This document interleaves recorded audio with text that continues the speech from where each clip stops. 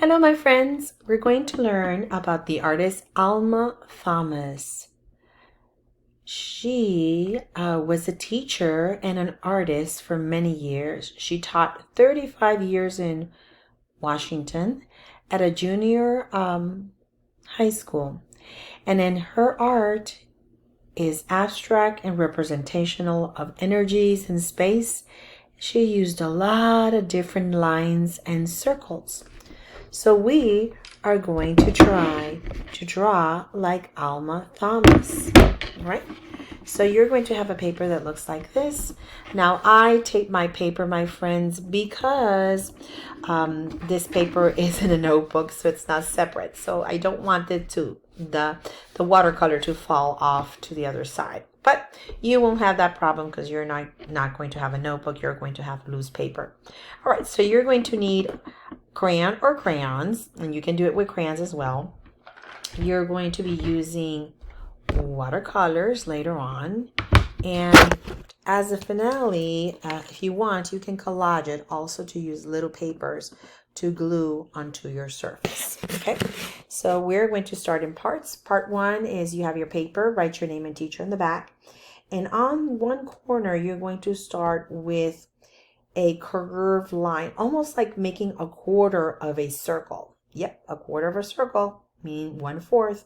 So I want you to draw curved stripes. They don't have to be perfect. I just want curved stripes. Get that energy going. All right, so you have your curved stripes. The next thing here, we're going to be using watercolor in all these different stripes. Watercolors. All right, my friends, so gather the water and the watercolors. Now, there is no particular order of how you have to paint it. I'm going to go pretty much from lightest to darkest. Remember, you dip your brush in the water and then you gather the paint. Some paints you can actually spray water on the paints, but I just dip it in the water. And yeah, and these are, by the way, let's see here, they're Crayola, but they're the education watercolors. So they're actually pretty bright, nicely bright. Alma Thomas was African American, a black artist, art education degree with green. And she taught for 35 years. The entire time she was in the same school. Yeah, so I heard a video was information, and they stated in the area of the junior high that pretty much almost everybody in the neighborhood was taught by her. Yeah, I can imagine that. Yes. And then after she retired, then she became an official artist, like a professional artist, meaning her art was at the Smithsonian Museum. Her art actually was in the White House as well. So yeah, and then she died before the pandemic, at age 86, way before the pandemic. Beautiful work, beautiful work. Now her work is not just stripes, curved stripes like we have. She has like little dots or little short little lines, but we're going to be doing that effect. It's going to be completely purple, and I'm just going to mix that blue with that purple so it turns into another type of blue. Just fine. It's fine. All right, so in the meantime, we're drawing here. Oh, by the way, these are already dry. These are wet, these are dry. So do not glue anything on top of something wet. Be sure it's dry. All right, so I'm going to close this so you don't get confused. In the next step, we're going to be using little pieces of paper that you have to cut out. You can cut them smaller, and you need glue. Okay, and I have 3 colors. I have red, yellow, and green. You don't need those colors only. You can use other colors, that's fine. All right, so I am going to go in layers. So, all right, so then next, I'm going to do the opposite. A little paper, and the little paper go in the directions of the stripes. I actually really like this.